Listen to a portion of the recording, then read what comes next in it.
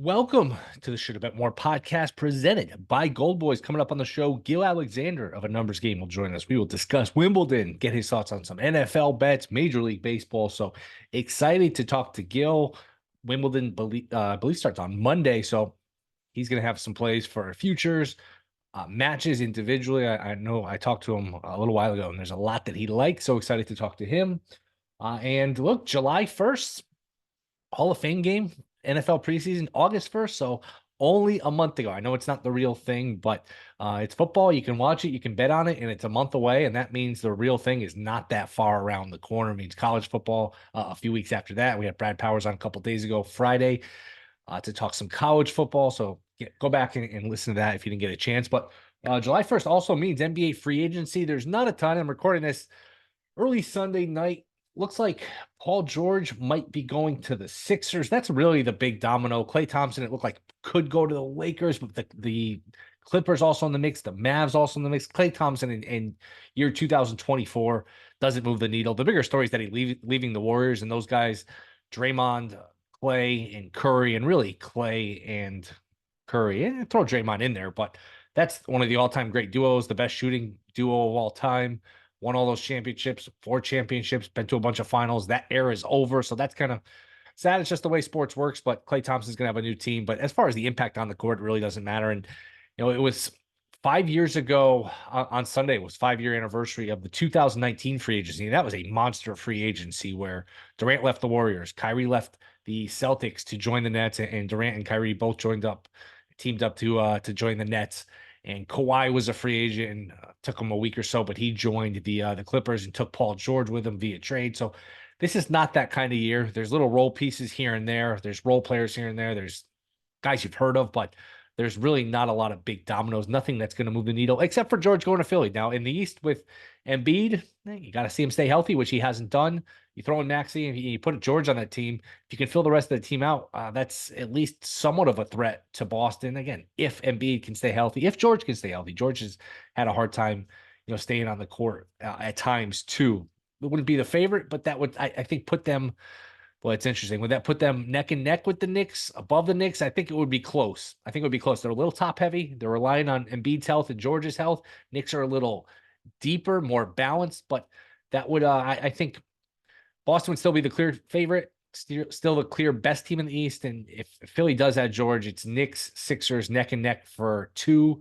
And then the Bucks, I think, probably take a step back behind those 2 in the 4 spot, just because Dame looks a little older. It just looked so bad last year. So would make the East stronger. The East is just such a bad conference, and we saw Boston just cakewalk to the finals. Maybe if you put George in there, Knicks are better. Maybe get a better year out of Dame and Giannis in Milwaukee the second year, and maybe the East is a little bit better. But other than that, not a ton in the NBA. LeBron's going to go back to the Lakers. Doesn't look like these other big teams, big moves are going to happen. Durant's going to stay with the Suns, where it looked like, hey, would Phoenix be interested in recouping picks? And maybe they will down the road. Rockets are supposedly interested, but doesn't seem like that's going to happen this summer. So as far as a bet, Nuggets at plus 800 is still the one that jumps out to me, where, it ended poorly for them. And it's funny, I had Gill on the night they got eliminated. And that's really where the playoffs got off kilter, got off track. They weren't that far from being back this year. They have the best player.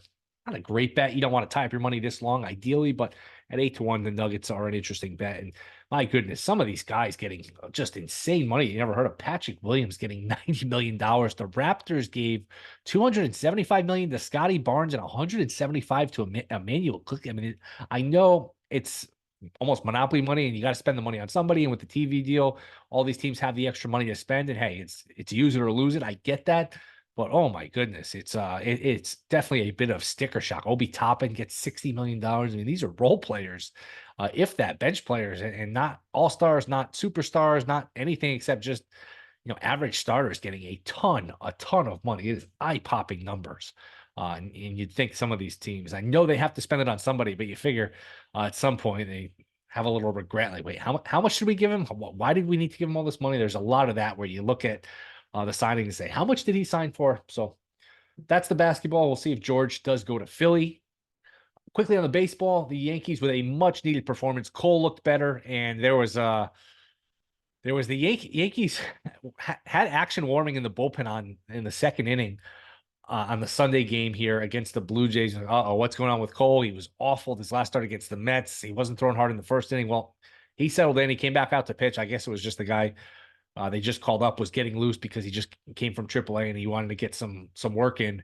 Cole ends up finishing 5 innings, a good performance, not great, but a very good, very encouraging performance. I think encouraging is probably the right word.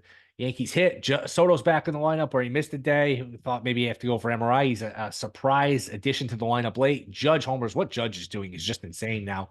Gunnar Henderson's right there, and Gunnar Henderson's going to put up an MVP-worthy season too, so that's going to be a fascinating debate. But Judge, 31 homers, 82 RBIs, and this is the All-Star break. His over-under for the season was like 42 and 105. I mean, he's almost at his numbers for the full season at the All-Star break. It's incredible. Just absolutely incredible what Judge is doing. But the Yankees certainly needed that win. They've just had bad performances from Rodon, the bullpen, the lineup. So maybe the Yankees start to turn a corner here, and that was an encouraging performance. Still going to need some trades and going to need some of these guys to play better, but that's looking like it's going to be a good race down the stretch between the Yankees and the Orioles. Orioles played Sunday night against the Rangers. That game hasn't started yet, so we'll keep an eye on that. And only 3 games on Monday, which is odd. We have the Astros and the Blue Jays, Brewers, Rockies, and there's one more, Mets and National. Very, very unusual and baseball is just so clueless with these schedules. Put your product on TV. Let people watch. Put games on earlier. Flood the airwaves with your product. That's how you get people interested. Just put it on TV. You almost hide the sport. It makes no sense to me. So only 3 games here on a Monday. But Wimbledon does start. For those of you interested in that, we'll talk to Gill Alexander, get his thoughts on that. NFL futures, that is next. This is the Shoulda Bet More podcast. All right, we are back. Shoulda Bet More podcast. You can catch him on a numbers game on Monday through Friday, 10 to 12 Eastern. You can catch him the Beating the Book Megapod. It is Gill Alexander. He joins us now. Gill, what's going on, man? I really tried to emulate your ability to introduce guests. I'm not there yet, but I'm trying. Well, listen, it's a talent. I mean, I think you're born with it, Will. I think we all know that. I don't think you can learn that over time. Obviously. You have this long windup where you can just make anybody seem like they're coming up as like the next is the greatest guest ever that's about to come. Thank you. I think that's a good thing, right? It is. I'm more concerned with setting the record for most appearances on your podcast. And if I find out someone's been on more than I have, there will be hell to pay. Those numbers are confidential. Last time you were on, speaking of your appearances here, I think we were both off kilter. It's funny, we kind of lost track of the playoffs. The playoffs got away from us that night, and we never really got them back. That's kind of the night when the playoffs just got off kilter, and they never really got back on kilter. I don't think I've ever been more traumatized on a podcast than I was that night. We're talking about the Nuggets when the Nuggets got eliminated. We're just so shell-shocked, trying to make sense of it. Yeah, and the playoffs were just never really good after. Minnesota, Dallas was weird. Indiana, Boston, the games were good, but never really felt like Indiana was going to win, especially after they blew game 1, and then the finals were what they were. So yeah, that was kind of the source of the root of the problem. We'll start with Wimbledon, men's side. Let's just you take it whatever direction you want to go. Overviews, futures, just a few things, bullet points we need to know here. Okay. First thing you need to know is Novak Djokovic is playing. There was some doubt after his injury at the French Open whether he would be ready to go for Wimbledon, and apparently he's superhuman, so he is ready to go. I think Sinner is the appropriate favorite on the one half. Djokovic is on the second half. I think Sinner has the edge over Alcaraz, just because even Alcaraz's run at the French Open was not like great Alcaraz. He's a better player last year. He needed an umpire reversal to get by Sasha Zverev. So Jannik Sinner's been the best player in the calendar year of 2024. So the question becomes then, where are the bets on the men's side? And let me just fully disclose this, that I made all my bets on the women's side. So I didn't make these on the men's side, but if I did, this is what I would have recommended. Quarter 2, Tommy Paul, whatever number you can get him at. I did this pre-draw Friday morning, right after the draw was made Friday morning on the radio side, but they didn't have the odds out yet. But Tommy Paul Q2, Jack Draper Q3, and I think if you think Djokovic is vulnerable, either Hubert Hurkacz Hurkacz on the in quarter four, or Alex de Minaur in the fourth quarter. I think those are in a men's tour that is very top heavy and where the favorites are justified and the prices aren't that sexy. If you're looking for sexiness, that's it. Tommy Paul Q2, Jack Draper Q3, and then either or Kotz or de Minaur Q4. But again, Will, I didn't personally end up firing on any of those. And then in terms of just winning the tournament, Sinner's the short shot plus 175, Alcaraz plus 250, Djokovic plus 350, and then there's a fall off after that. Would you play any of these guys to win the whole thing, or would you just stick with the quarter? I would stick with the quarter, man, because I don't think Yannick Sinner is going to get beat. Though I do think like his first round opponent, Yannick Hanfmann, might be a good play on the game line plus 9 games because Hanfmann is pretty good on grass. So I think he'll push Sinner a bit enough to cover the game spread. But I think Sinner and Djokovic. I don't know if I can say Djokovic. I think Sinner is headed to the final, and I think Sinner is the rightful favorite to win it all. This is his year, man. He's the best player in tennis. If Novak Djokovic ended up winning this and winning his 25th singles Grand Slam title, would I be shocked? Of course not. But I think like to say that anybody else is that live to win it would be irresponsible. And I've never noticed these before. I don't shop a lot, but DraftKings has winning quarter. So first quarter is plus 175, second quarter is plus 225, third quarter is plus 750, in the fourth quarter is plus 220. Are these common markets, or is this kind of a new thing? That I don't know. Again, you being on the East Coast has an advantage over me. You have an advantage over me because in Nevada we don't have any of this, even close to that. But that's sort of the equivalent of like which division will win the Super Bowl, right? So that's interesting that goes. But by the way, those numbers make sense. It makes sense that Q3 is the long shot because that's the Sasha Zverev quarter with Jack Draper in it, and it makes sense why Q1 and Q1 with Sinner is the I believe you said it was the short shot there. Yeah, and you would have a lot of fun, I think, with these because you could pretty much pick any player too and bet stage of elimination. Like Alcaraz is going to lose in the semifinals plus 210, runner up plus 550, quarters plus 550. So, I mean, there's just so many different ways to play it. What's up? Yeah, they've been doing that for a while. That's such a great market. Yeah. Yeah, that's a fun one. How about on the women's side? All right, so the women's side I think is where we have a lot of opportunity. So, when you look at grass numbers, they're not nearly as robust as hard court or clay. Grass season is 5-6 weeks every year. So even if you go back a year, it's like not that much tennis. But if you do, Iga Swiatek, the world number one, still has the best grass court numbers, which kind of surprised me. But she is in a brutal quarter. She's got Siniakova. She's got the winner of Ostapenko, Tomljanovic, freaking Collins, Haddad Maia, Vondrousova, who's the defending champ, is in her quarter as well. By the way, Ostapenko is the answer to the trivia question of Iga Swiatek is 500 or better against everybody on the WTA tour except for one person. Who's that? It's Yelena Ostapenko, who she's 0-4 against.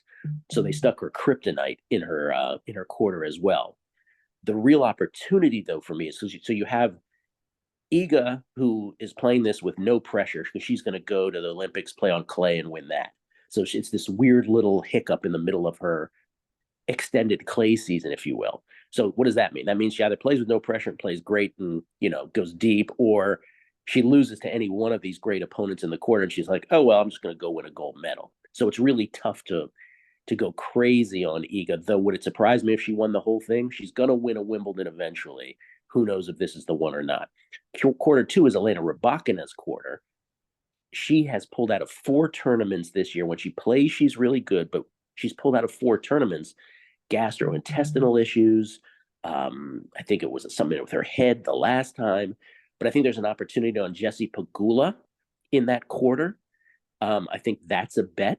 And the ones that I actually made are now on the bottom half, which is, by the way, full disclosure, I do have Iga to win it all at 4-1.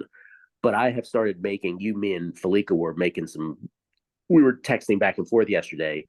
Arina Sabalenka, who's in Q3, and then Coco Gauff, who's in Q4. Q3, Sabalenka has just had this press conference where she's talking about this. She has a very bothersome injury, like seriously bothersome. This just came out. And the way that she was talking in coded language, she's like, it's very rare for a tennis player, but it's a shoulder thing. So it sounds like it's a baseball injury. It sounds like it's like a rotator cuff injury of some kind, which, I mean, I don't know if you know this, but you kind of need that for your serve, which is her strength.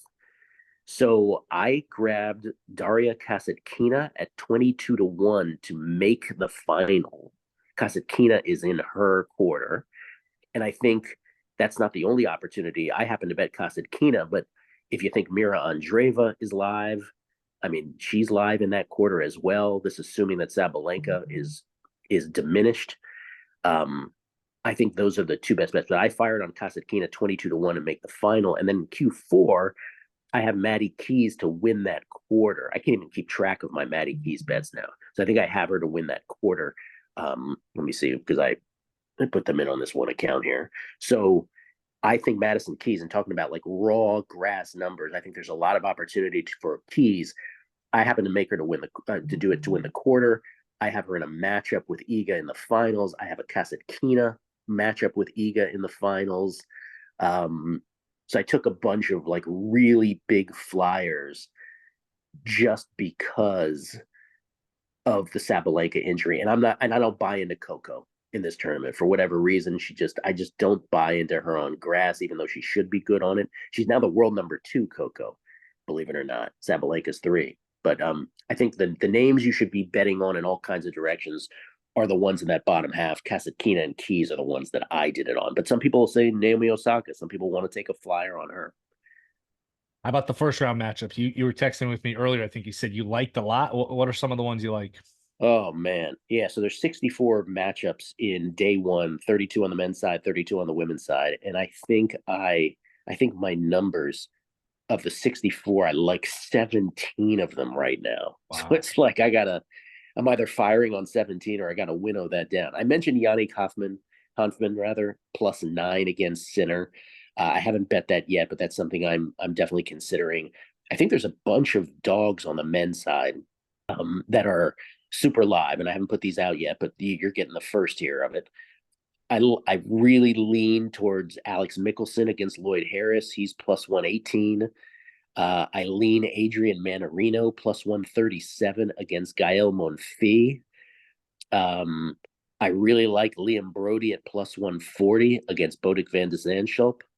And the real long shot is Alex Bolt, an Australian player, +215. I actually got him at a longer number last night, but +215 right now against Casper Ruud, who's one of the world's best players, but this is totally not his surface.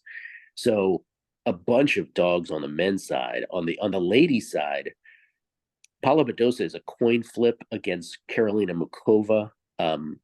Badosa just on activity, just on having played more. I like her in that coin flip. I like some random names too who are small favorites. I like let's see their opponents here, so I'm thorough with you. Um, I like Eva Lys. That's first name Ava, EVA, last name LYS against Clara Burrell. She's a -128 favorite. I like Olga Danilovic -103 against Todoni, Anka Alexia Todoni. Let me see if I have any others here. Tamara Korpach +110. Like her against Yuriko Lily Miyazaki. You know her, don't you, Will? You know all her work. Of course, she's Yeah. played well lately, Yeah. And then thinking unless about, I she haven't pulled hasn't. it unless she hasn't. Thinking about it, Katerina Alexandrova against Emma Raducanu at +120, but ultimately I may not pull the trigger on that because I have too much respect for Raducanu. She's in like really good form right now, so I'm scared of that. I also like part of me is worried about Osaka. Like I know a lot of people are already like advancing Naomi Osaka to the quarters. They're like, oh, she was so great against Iga on a surface she's not good on clay. Now on grass she should be awesome. She has a really tough first round opponent, I think, in Dion Pari, who's nearly a $3 dog. So I'm thinking about that one too. But those are a about half, if not more, of the ones that I of my 13 where I'm like, Jesus, I like way too many of these. Sounds like we're going to be firing in a 17 leg parlay on Monday. That's what it sounds like. What scares me about these kinds of days, though, is it's like, okay, if I go 10 deep, you could just sink your tournament right off the top, right? Right. So it's tough. And then of course, if you don't play them, Of you know course, what happens. yes, You of go course. right. You go 14-3 on them. Yeah, Sure, of course, and it's and you usually pick the wrong door. As bettors, that's at least how we think that we're that's gonna right. end up picking the wrong door. All right, who wins the men's? Who wins the women's? Yannick Sinner wins the men's, and I'm gonna say Iga on the ladies' side. And I know people will be like, "Oh, you with Iga." I have this feeling that she just has no pressure on her whatsoever, and that she's going to surprise people. All right. I'm gonna let me we'll switch gears to football here. I'm gonna ask the question. I'm gonna steal your own question and throw it at you because I think it's a good one. It's an interesting one. You always ask these guests, and you ask me, and I feel like I had a great answer. What's your football opinion that goes against the grain, that goes against the consensus? I feel like I didn't have a great answer because it's not close enough to the season where we've gotten enough consensus. So I'm curious what you think, what your answer is to your own question. Oh, that's an interesting take on that. You're right. Maybe we haven't. I think mine is God. I want to two things leap to mind. I don't think the Eagles are as good as other people do, and I don't. And I think Washington has a wide a wide breadth of outcomes where they actually could sneak into a wild card. They could suck too, but I think they can sneak in a wild card. First with the Eagles, I would say, you know, the it's so funny how everybody has them. I mean, I guess there's some Cowboys people out there too, but it just seems like most people think the Eagles are not only the best team in the NFC East, and that Jerry not paying all his players, that they're in turmoil, so it's the Eagles almost by default. And by the way, it might be the Eagles by default. I should say they may win the division by acclamation, but a lot of people also think they're the best team in the conference too. And I just, last year they lost 6 of their last 7 games, 5 of their last 6 in the regular season with a point differential of -82. They got blown out by the Niners and the Cowboys. They lost the Cardinals and the Giants for God's sakes, and then they were a complete no-show in the playoff, by the way, against the Bucks. And so people are like, well, maybe Hurts was hurt. Very quick to forgive it. Yeah, very quick to forgive him. But the thing about it is, Brian Johnson fired his offensive coordinator. Sean Desai, remember, was demoted. Matt Patricia was calling plays on defense. And now it's Vic Fangio. And so everybody's like, okay, well, this is going to be awesome. I'm a big believer in continuity. Like I've always said, like, if Peyton Manning was drafted by Washington and not by Indianapolis, he still would have some Manning pedigree, but he'd have a different offensive coordinator every single year, and he would not have become the Peyton Manning we know. It's a statement I've always made that I cannot prove to anybody. But here we have with Jalen Hurts. I love it when you can make statements that can't be disproved. You're The like, best. hey, what you saying? But he's got Kellen Moore now as offensive coordinator. Last year it was Brian Johnson. The 2 years before that, which was his only continuity, was Shane Steichen. The year before that, it was Press Taylor. Not to mention in college, if you remember, Will, of course, he went to Oklahoma, preceded by Alabama. So it's just a different offense all the time. And this notion that he can just so magically acclimate to that, I just don't really buy into that. And I thought, and maybe it was the injury, but I didn't think he lost a step. I thought he lost like a step and a half running the football. Then there's also this notion of, so by the way, I think Nick Sirianni, like, one of these things is where things go bad early for them and they don't have the easiest schedule. If things go bad early for them, Sirianni's going to catch a lot of heat, and that's going to create like this horrible turmoil on the team. We talked about we had the draft, the NBA draft the other day, and what a ridiculous exercise it is to talk about winners and losers the day after. Remember when the Eagles were mimicking the Georgia defense?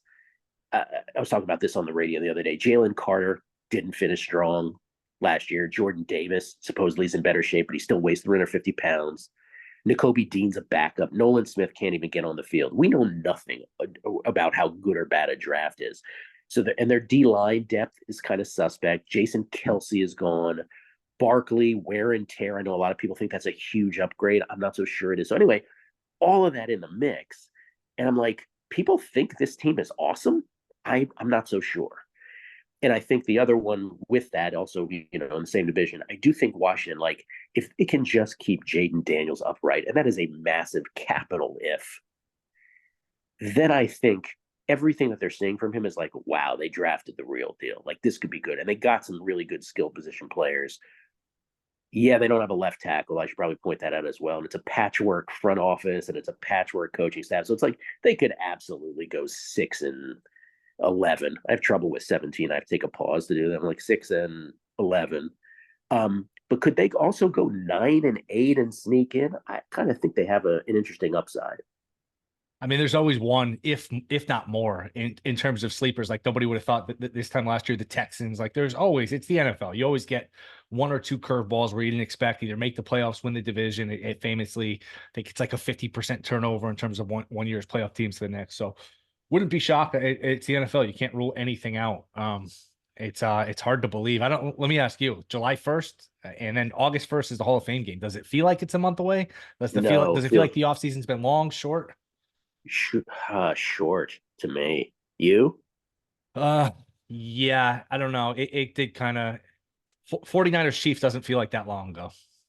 It doesn't feel like that long ago, and I think we've had it's been an interesting year because, well, I mean, I guess it's not like any other year, but I have felt engaged in baseball with my month-long bets. I have, College World Series, I was engaged with a bet. Tennis never stops, golf never stops. So I just feel like there's always something. Like if you're doing this right, there's always something. And it doesn't end. We have these international soccer tournaments, which I don't personally really get that into as much as I've tried to warm to over the years. And now we have the Olympics coming. So it's like it's constant, man.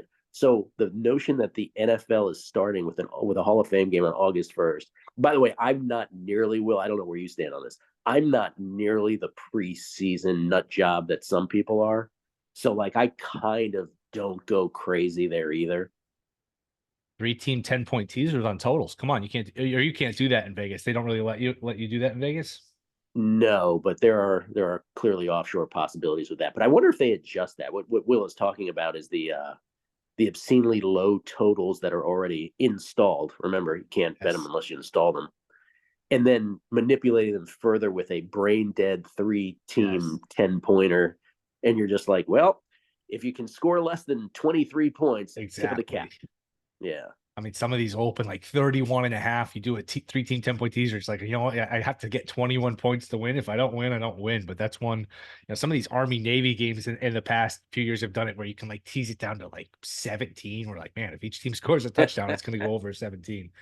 Yeah, it's interesting. You know what it is too? I think you bring up a good point where it just feels like there's always something. The extra week in the NFL, it's only one extra game, and it's been a few years, but it used to be the Super Bowl was like end of January. Now it's like right around Valentine's Day and like middle of February. You got a couple weeks till the conference tournaments in basketball, and once those start, it's March Madness, and then into the NBA playoffs, and then baseball, and then Masters, and all these different things where you look up and you're June or whatever where you don't get that breath where it used to be. It would take a long time between the end of the Super Bowl and March Madness. Now that gap is just so much shorter.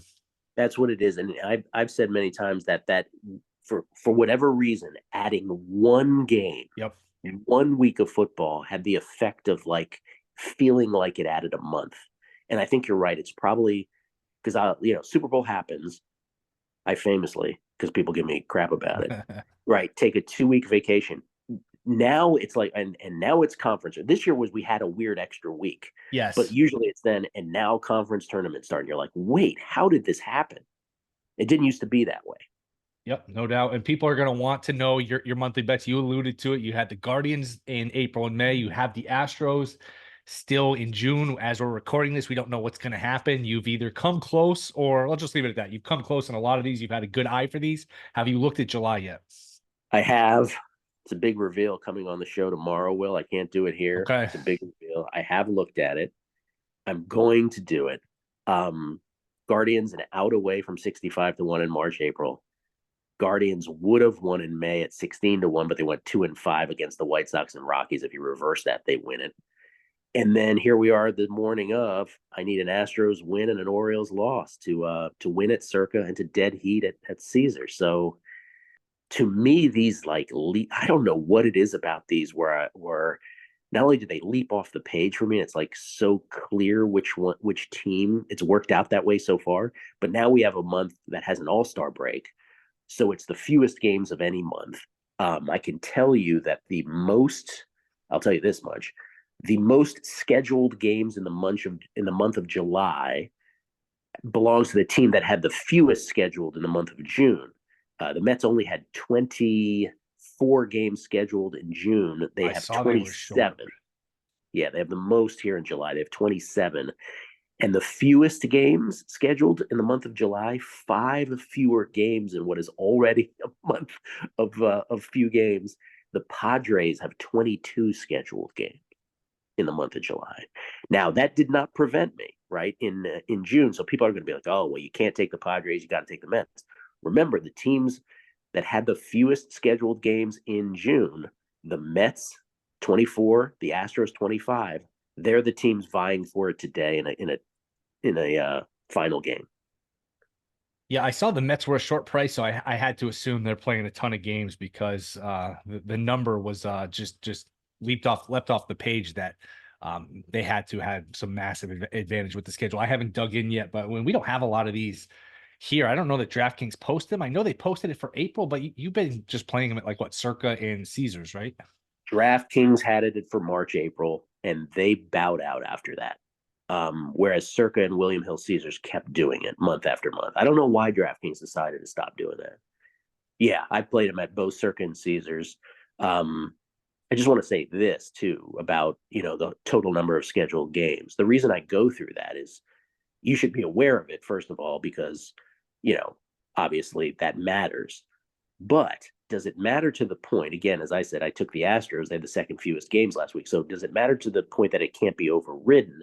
And I would say clearly not based on my behavior. And secondly, what the real sort of quirk that I don't think people's brains leap to is they immediately just get stuck on, oh, how many games? At Circa, where the first tiebreaker is fewest losses, by playing the fewer games, if you're involved, you win the tiebreakers automatically almost, if that makes sense. Interesting. So it's sort of a contrarian way to look at it. And we will find out Monday. We will get the big reveal on Monday what the team is. Yeah. Sorry about that. I would have given you the world global exclusive, but you didn't meet my contract demands here. So I understand. I completely understand. And these are hard to like once those lines go down, they don't go back up, right? They don't update throughout the month. No, they do not ever appear again. Yeah. Yeah, they do not ever appear again. Yeah. So you have to be it's not one of these things. Oh, I missed it, but I can still play it at like a worse number or whatever. I mean, you could get a worse number, but it's once it's gone, it's gone. Yeah. Yeah, for sure. But I will say this though: good on DraftKings in March, April. Good on William Hill Caesars. Good on Circa. Lest I be accused of never saying a nice thing about sports books. That market and that market alone has made baseball so much more interesting because with 162 games, you know how it is, man. You can have a few weeks spell where you sort of drift a little bit, but with this, you're always engaged. It's the perfect length bet, I think, because you do have to have sort of multidimensional thinking.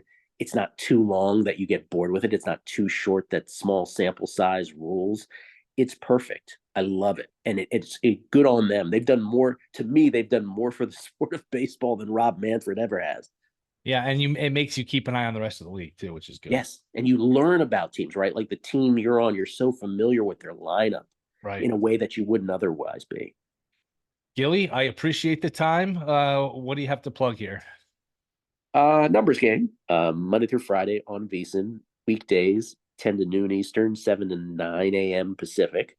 I love how he's like struggled on the Pacific time. Like I wake up and do it every morning. I'm like 7 to 9 a.m. Pacific.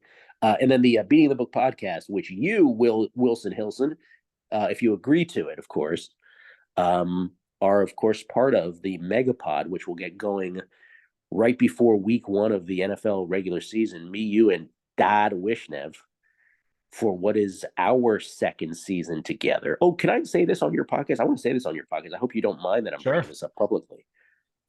I got a request from somebody. They're like, okay, I love the Megapod, but we need more Will Hill. And I said, I 100% agree. I am going to have that conversation with Will. And the conversation starts with, how do we get Todd to shut up?